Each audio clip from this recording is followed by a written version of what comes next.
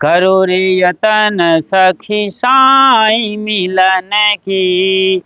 गुड़वा गुड़िया सुप सुपलिया, तज दे बुद्धि लर कैया खेलन की। करो रे यतन सखी साई मिलन की। सदगुरु कबीर साहब इस भजन में बताते हैं कि हे सखियों, जब वो सखी कहते हैं तो केवल स्त्रीवाचक शब्द नहीं है सखी। सखी से मतलब है हर वो आदमी, चाहे वो औरत हो या मर्द, नर हो या नारी, या पुरुष हो या स्त्री। जब सखी बोला जा रहा है तो अपने प्रीतम प्यारे के लिए उससे मुलाकात करना है। कोई है जो आपके भीतर बैठा है, आपको समझ रहा है, बाहर दुनिया को समझ रहा है और संपूर्ण सृष्टि को जानने वाला है। उससे कब मुलाकात होगी? करो रे यतन सखी साईं मिलन की। साईं परमात्मा से मिलने की जुगत लगाओ, उपाय करो, कुछ ढूंढो, सही दिशा पर कदम उठाओ। गुड़वा गुड़िया सूप सुपलिया, तज दे बुद्धि लड़कैया खेलन की। जिसकी मैंने चर्चा किया कि बचपन में जो आप करके आए हैं या बच्चे आज खेल रहे हैं, और जो समझदार लोग हैं, जो विवेकी हैं, पारखी हैं, जिन्होंने गहरे से अध्यात्म को जाना है, धर्म को जाना है, वो सब आज कह रहे हैं कि आपका जो घर है, आपका जो पूरा परिवार है, रिश्ते नाते हैं, ये सब भी मिट्टी के घरौंदे हैं और मिट्टी के दुल्हा हैं, और आप भी मिट्टी के हो, इससे ज़्यादा कुछ भी नहीं है। आपका ये खेल यहीं धरती तक है, इससे आगे नहीं। वो खेल खेलना है जो मरने के बाद भी जारी रहे, जिसकी मौत नहीं होती है, उस पिया से मिलना है। करो रे यतन सखी साईं मिलन की। उससे कब मिलेंगे? अब इसी को जब समझते हैं लोग दुनिया में, तो बड़ी बिरहीन साजी आरती, दर्शन दीजय राम, मुए दर्शन देहुगे तो आवे कौने काम। लोग बिरही जीव हो जाते हैं। आसमान में ताकते हैं, वो बादल को देखते हैं कि बादल में कृष्ण बंसी बजा रहे हैं या शंकर डमरू बजा रहे हैं। वो आसमान में ताकते हैं, हर जगह उनको वही दिखाई देता है। कोई परमात्मा कहाँ मिलेगा? फिर वो पहाड़ की चोटियों तक यात्रा करता है, नदी समंदर में भी वो यात्रा करता है। वहाँ जा जा करके पवित्र तीर्थ स्थलों में, देवालयों में, हर मत मजहब और परंपरा में ऐसे विधान बनाए गए हैं कि अपने से बाहर कहीं परमात्मा को ढूंढना है, कहीं जाना है, पाना कहीं और है। ये सदियों से समझाया गया है। लेकिन सदगुरु संत जो स्वयं को जानते हैं, जिनके पास बोध है, वो बताते हैं कि तेरा साईं तुझ में। लाइन पकड़िए आप। करो रे यतन सखी साईं मिलन की। लेकिन साहब स्वयं कह रहे हैं तेरा साईं तुझ में, तेरा साईं तुझ में, ज्यों पूपन में वास, कस्तूरी को मिरग जो फिर ढूंढे घास। मृग माने हिरण, हिरण की नाभि में जब कस्तूरी पकती है तो वहाँ से तेज सुगंधी निकलती है, तो वो बेचैन हो जाता है हिरण। उस सुगंधी को पाने के लिए छलांगे मारता है, कुलांचे भरता है, नदी पेड़ पहाड़ पत्थर सब से टकराता है, लहूलुहान हो जाता है।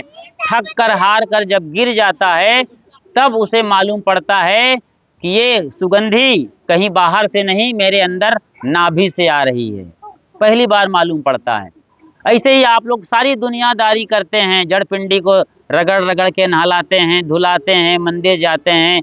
अभी सावन सोमवारी में लोग कांवड़ यात्रा कर रहे हैं, बताने की ज़रूरत नहीं है कहाँ से जल लाते हैं और कहाँ डालते हैं। और सोमवार को व्रत रहते हैं लोग, चढ़ा रहे हैं बेल पत्ती और दूध, मिठाइयाँ, बहुत सारी चीज़ें हो रही हैं पूजा प्रार्थना आराधना के नाम पर। ईद बकरीद और ताजिया के नाम पर मुसलमान करते हैं। ईसाई भी अपने ईसा मसीह की या यहोवा यहोन्ना की, वो भी अपने ढंग से पूजा करते हैं, प्रेयर करते हैं।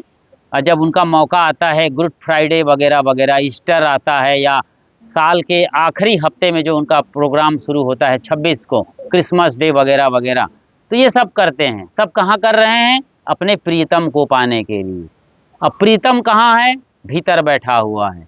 ये हमारे संतों ने खोज करके बताया है। ये ठीक ऐसे ही है जैसे बाइबिल के ओल्ड टेस्टामेंट में लिखा है कि पृथ्वी चपटी है, लेकिन कोपरनिकस गैलीलियो गैलीली ने खोजा कि पृथ्वी चपटी नहीं है, गोल। अब जानकारी आई है। ऐसे ही बाहर हमारे पंडित, पुरोहित, मुल्ला, मौलवी, पोप, पादरी कहीं आसमान में, कहीं काबा, कहीं काशी, कहीं कैलाश, ये सब बताते रहे। कहीं नदी किनारे, कहीं समंदर किनारे, और हजारों विधान बनाए इसके लिए। यहाँ जाओ आरती करो, गया में जाओ पिंडदान करो तो पितर को मुक्ति होगी, और हरिद्वार में जाके गंगा में डुबकी लगाओ, त्रिवेणी संगम प्रयागराज में जाओ तो डुबकी लगाने से जन्म जन्म के पाप मिट जाएंगे। और कहीं आप कैलाश चल गए तो हजारों जन्म के पाप मिल जाएंगे और मुक्ति हो जाएगी। स्वयं शिवलोक आपको ले जाएंगे। इतने सारे लोग बन गए हैं। 33 करोड़ देवी देवता तो केवल हिंदू परंपरा में हैं। तो बाहर लोगों ने यात्रा करी, लेकिन सफलता कहीं नहीं मिली। जब भी ध्रुव प्रहलाद जैसे हमारे देश के तपस्वी युवा ब्रह्मचारियों ने तपस्या किया तो भगवान को अपने भीतर पाया। सबने कहा है, गीता में भी अर्जुन को उपदेश करते हुए कन्हैया करते हैं कि हे अर्जुन, वो परम सत्ता यहाँ हृदय में ही विराजमान है, जो अंगूठे के बराबर है, उस हृदय में विराजमान है। बताइए, कबीर साहब ने यही कहा, नानक, दादू, दरिया, घिसा, पलटू, लाल, गुलाल, जगजीवन, सहजोबाई, मीराबाई, सबने यही बताया कि तेरा साईं तुझ में, तेरा परमात्मा तुम में ही बैठा हुआ है। इसमें भीतर की यात्रा करो। अब आपको समझ आना चाहिए, बड़ी गहरी बात है कि जब तक आपके छोटे छोटे बच्चे गुड़िया गुड़वा का खेल नहीं खेलते हैं, दाल भात साग नहीं बनाते हैं, तो वो सीखते नहीं हैं। ये लर्निंग पीरियड है, ये KG1 क्लास है। क्लास 1 की पढ़ाई चल रही है ये बच्चों का, जिसका जिक्र मैंने पहले किया है कि कैसे मिट्टी के भाड़े में टूटे फूटे चीज़ों को, धूल गर्दा को इकट्ठा करके छक कर खाते हैं। लेकिन असली भोजन मिलता है तब तृप्ति मिलती है। खूब दुल्हा बनाते हैं, लकड़ी और पुतला पुतली ये सब करते हैं। आजकल तो सब रेडीमेड आ गया है प्लास्टिक के, और बढ़िया से बढ़िया दुल्हा दुल्हन बाज़ार में बिक रहे हैं। बच्चों के लिए पूरा रसोई का सेट बिक के आ रहा है बाज़ार के अंदर। तो वो अलग चीज़ें हैं, लेकिन बच्चों को खेलना ज़रूरी है। प्ले स्कूल में जैसे बच्चे जा रहे हैं अभी, धीरे धीरे KG1 में आएंगे, फिर क्लास 1 में आएंगे, फिर क्लास 10th पार करेंगे, इंटर कॉलेज पार करेंगे, फिर ग्रेजुएशन के लिए। इस तरीके से बड़ी पढ़ाई जारी रहेगी, और धीरे से जब पढ़ाई कर लेंगे तब अच्छी नौकरी, सैलरी मिलेगी, फिर शादी होगी, तब दुल्हा या दुल्हन मिलती है। ये लौकिक दृष्टिकोण है, इससे संसार चलेगा, परंपराएं चलेंगी। लेकिन यहाँ कोई मुक्ति नहीं है शादी करने से, दुल्हा दुल्हन बनने से नहीं। फिर कभी तथागत बुद्ध अपने क्यों छोड़ दिए होते? मीराबाई खुद दुल्हन थी, क्यों छोड़ दिया अपने राणा जी को? कहीं भी आप नज़र डालिएगा, सब छोड़ करके इसी विरक्ति मार्ग में आता है। इसका मतलब ये नहीं कह रहे हैं कि आप अपने दुल्हा को छोड़ दो, अपनी दुल्हन को छोड़ दो। अब आपको असली भक्ति करना है। भक्ति मतलब विभक्ति, अलग करना, दो को समझना, खाद्य को समझना, अच्छा बुरा को समझना, लाभ हानि को समझना, और जो भी द्वैत है उसमें जो सार है उसको ले लेना, ये भक्ति कहलाती है। पूज्येस अनुरागो भक्ति रीति भिद्यते। शंकराचार्य कहते हैं कि पूज्य के प्रति अनुराग को भक्ति कहा जाता है। जो भी पूज्य हैं, जैसे महर्षि मेही बाबा आपके पूज्य हैं, उनको आप आरती करते हैं, वंदन करते हैं, तिलक लगाते हैं, पाठ करते हैं, उनके नाम पर शबद कीर्तन गाते हैं, सुबह शाम संध्या वंदन, जो भी करना है वो करते हैं। लेकिन इतने करने मात्र से अभी आप KG1 क्लास में हो। जब उनके वाणियों की गहराई में उतरेंगे और अपने जीवन को खंगालना शुरू करेंगे, अपने दोषों को हटाना शुरू करेंगे, अपने जो बुरे कर्म है उसको साइड लगाएंगे, क्योंकि सारे भगवान, सारे देवी देवा, जिन्हें हम परमात्मा परमेश्वर कहते हैं, अल्लाह ताला खुदा कहते हैं, लॉर्ड और गॉड कहते हैं, ईश्वर और भगवान कहते हैं, इन सब ने अपनी बुराइयों को छोड़ दिया, बुराइयों को पाले नहीं। मन की तरंग मार लो, बस हो गया भजन, आदत बुरी सुधार लो, बस हो गया भजन। परमात्मा को बताइए, पाने के लिए क्या हम लोग जुगाड़ लगाएंगे, उपाय लगाएंगे? परमात्मा को पाने के लिए जो भी जुगाड़ लगाया जाएगा वो उधार का होगा, क्योंकि सब कुछ तो परमात्मा का है। आप और हम क्या जुगाड़ लगाएंगे? जैसे कांवड़िया अभी गंगा जल लेके आकर के शिव के चिन्ह पर शिव मंदिर में डाल रहे हैं। सोचिए जरा, इसी भारत में कहा गया है कि शिव गंगा लहरी हैं, उसके मस्तक पर जटा है, वहाँ से गंगा निकल के आ रही है। तो शिव के गंगा से ही, यानी उनके ही खजाने से, उनके ही समंदर से, उनके ही नदी से 2 लोटा हम ले आएंगे तो कौन सा बड़ा पुण्य कर रहे हैं? एक आदमी किसी के घर में जाए और उनके खजाने से 10 रुपया निकाले, गेहूं है तो 2 किलो गेहूं निकाल के उसको ही चढ़ा दे, तो वो खुश होगा? नहीं होगा। ऐसा नहीं है खजाना उनको ही सौंपना, वो तो उनका ही है, सब कुछ उनका है। तो आपके भीतर जो परमात्मा बैठा है उसकी सत्ता से आप मुझे अभी देख रहे हैं और सुन रहे हैं। मैं जो बोल रहा हूँ वो मेरे भीतर परमात्मा बैठा है, उसके सत्ता से बोल रहा हूँ। परमात्मा एक ही है, उनका गुण स्वभाव एक ही है, इसीलिए एक है। हर जीव में अलग अलग, यानी हर घट में अलग अलग प्रकट हो रहा है, लेकिन है वही। जैसे चांद निकला हो और हजारों घट रख दिए जाएं तो चांद अलग अलग दिखेगा, लेकिन चांद तो एक ही है ना। ऐसे ही परम सत्ता एक ही है, स्वरूप उसका एक ही है, ज्ञान गुण संपन्न है, प्रेम सत्य और दया अहिंसा से वो परिपूर्ण है।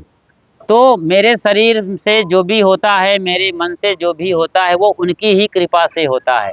अब छोटा सा काम करना है, इसी को आप भक्ति कहें, ध्यान कहें, साधना कहें, पूजा प्रार्थना और आराधना कहें, सब सही है। यही असली भक्ति है। क्या भक्ति है? पूरी समस्या कहाँ है? अभी जैसे माँ ने सवाल किया कि हमारे को बहुत कष्ट है बाबा, बहुत दुखी हैं। क्या आपने सर्वे कराया है कि पूरी दुनिया में सबसे ज़्यादा दुखी आदमी आप हैं? सर्वे नहीं कराया है, कोई एग्जिट पोल नहीं हुआ है कि आप सबसे ज़्यादा दुखी हैं। जिन्हें भगवान राम कहा जाता है, उनकी तो पत्नी चोरी गई थी, बड़ा उनसे बड़ा दुखियारा कोई होगा? यहाँ कौन बैठा है जिसकी पत्नी चोरी हो गई या किसी का पति चुरा लिया गया है? सबके पति हैं, सबके पत्नी हैं, तो उससे ज़्यादा दुखी आप है नहीं। फिर आप कैसे कह दिए कि हम सबसे ज़्यादा दुखी हैं? कबीर साहब के माँ बाप का ही पता नहीं चला है, हो सकता है वो आपसे ज़्यादा दुखी रहे हों। आप जिस भाषा और परिभाषा में समझते हैं कि दुखी होने का मतलब है कि हमारे मन के अनुसार दुनिया ना चलना, इसको बोलते हैं दुखी होना। कोई दुखी मत होइए, हम और आप कोई ठेकेदार नहीं, हम सब यात्री हैं और यहाँ इस जगत में आकर किसी घर में मिल गए हैं। कोई कहीं जा रहा था, कोई कहीं जा रहा था, और माँ बाप के मिलन से कई बच्चे उनके जरिए आ गए, तो हम कहते हैं कि हम भाई हैं और हम बहन हैं। भाई बहन का रिश्ता हो गया, भाई भाई का रिश्ता हो गया, बहन बहन का रिश्ता हो गया, एक माँ के बच्चे होने से। ऐसे ही जिसकी शादी हो गई, उनको लगता है कि हम जन्म जन्म के साथी हैं, पति पत्नी। नहीं, सब यात्री हैं। जैसे मुसाफिर खाने में रात रुकते हैं, सवेरे सब चले जाते हैं। ये पूरा संसार, यह संसार सराय मुसाफिर, 2 दिन रहने आया है, यह संसार सराय मुसाफिर। ये पूरा संसार किराए का घर है,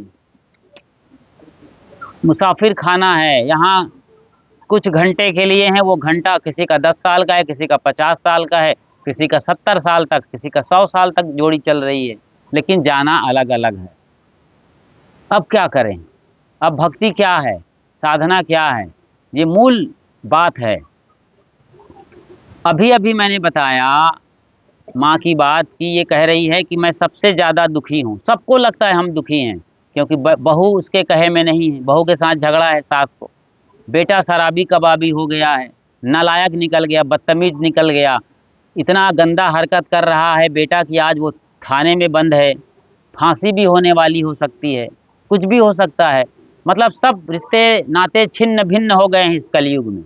बहुत कम घर है जहाँ रिश्ते संभाले जा रहे हैं और रिश्तों को सुधारा जा रहा है, और रिश्ते बढ़िया मक्खन की तरीके से हैं, सब एक दूसरे का सम्मान कर रहे हैं। वही बात प्रातः काल उठ के रघुनाथा, मात पिता गुरु नावहि माथा। ये केवल रट्टा मारने का लाइन नहीं है। मैं सवेरे उठता हूँ और अपने माँ बाप और बड़े बुजुर्गों के चरण छूता हूँ।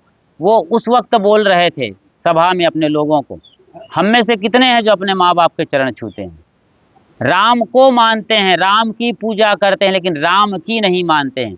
कृष्ण को भजते हैं, कृष्ण को पूजते हैं, कृष्ण की लीला खेलते हैं, कृष्ण के नाम पर दही हांडी का खेल खेलने वाले हैं। कृष्ण जन्माष्टमी आने वाली है, कृष्ण के नाम पर सब करेंगे, सीरियल देखेंगे, गीता पढ़ेंगे, लेकिन कृष्ण की बात कभी अपने जीवन में नहीं उतारते हैं। इसीलिए दुख बना हुआ है। महर्षि में ही बाबा हो, कबीर साहब हो, बाबा साहब अम्बेडकर हो, नेताजी सुभाष चंद्र बोस हो, या कोई भी लोग हों, साधु संत फकीर क्रांतिकारी पीर औलिया पैगंबर, सबको हम पूजा नमन बंदन आराधना नमाज करते हैं, लेकिन उनकी बातों को नहीं मानते हैं। ये सबसे बड़ा दुख होना चाहिए। ये दुख नहीं है कि बहू कहे में नहीं है कि बेटा ऐसा है कि पति वैसा है कि पत्नी ऐसी है ना, ये कोई दुख नहीं है। आप अच्छा करिए, अच्छा करिए, सामने वाला आदमी अपने आप अच्छा हो जाएगा, कल नहीं परसों होगा ही होगा। आपको अच्छा करना है। हम सबका मन खराब है, इसको कोई ध्यान नहीं देता है। मन को संभालना है, मन को मक्खन करना है। मन साफ हो गया तो फिर सब कुछ आपकी पूजा प्रार्थना आराधना भक्ति फलित होनी शुरू हो जाए। इसलिए मन को मांझना है माता जी, मन आप अच्छा करो। बैठने से जरूरत नहीं है मन का, उठत बैठत कबहू न छूटी ऐसी तारी लागी। आप बैठ सकती थी तब तक बैठ के ध्यान करती थी, अब खड़े खड़े भी ध्यान करो। खड़े खड़े ध्यान तथागत बुद्ध किया करते थे शुरू में। और महावीर स्वामी तो जैसे आप लोग गाय को दूहती है ना, यहाँ मैं देखा हूँ बिहार में तमाम माँ बहन गाय को दूहती रहती हैं रोड किनारे, उसी गो दुहा आसन में बैठे बैठे ध्यान में चले गए। गो दुहा आसन में उकड़ू बैठे रहे। तो बैठना ये कोई मायने नहीं है, शरीर की लेटे लेटे भी ध्यान कर सकते हो। नींद आए खूब सो जाओ, उसका उठो तो ध्यान करो। उठत बैठत कबहू न छूटे ऐसी तारी लागी। इसका मतलब हो गया कि आप जिस स्थिति में हैं, काम करते हुए, नहाते हुए, धोते हुए, खाते हुए, झाड़ू लगाते हुए, कुछ भी करो, बस नज़र आपके मन पर होनी चाहिए कि मैं क्या सोच रही हूँ, मेरे मन में क्या चल रहा है। बस आप देखो, यदि कोई गंदी बात आ रही है, चोरी की, बदमाशी की, गाली की, छीना झपटी की, और भी कुछ भी पाप कर्म की बात आ रही है, तो आप मन को देखो। मन को देखते ही मन चुप हो जाता है। मन छुई मुई का पौधा है। छुई मुई जानते हो ना, एक लता होती है झाड़ी नुमा कांटेदार, उसको टच करो तो सिकुड़ जाती है, इसको छुई मुई का पौधा कहते हैं। मन छुई मुई है, जैसे ही मन को देखते हो मन चुप हो जाता है। तो मन की चुप्पी ही साधना है। मन शांत हो, मौन हो। सारे मंदिर में चले जाइए, जो मूर्तियां हैं उनकी आंखें एकदम मौन है, चेहरा शांत है, स्निग्धता है, मधुरता है, एक अलग लेवल की आभा है जो आपको पी जाना चाहती है। सभी मूर्तियों को आपने देखा है मंदिर में जाके। ऐसी मूर्ति आप बनो, जीवित मूर्ति। मन निर्मल हो जाए,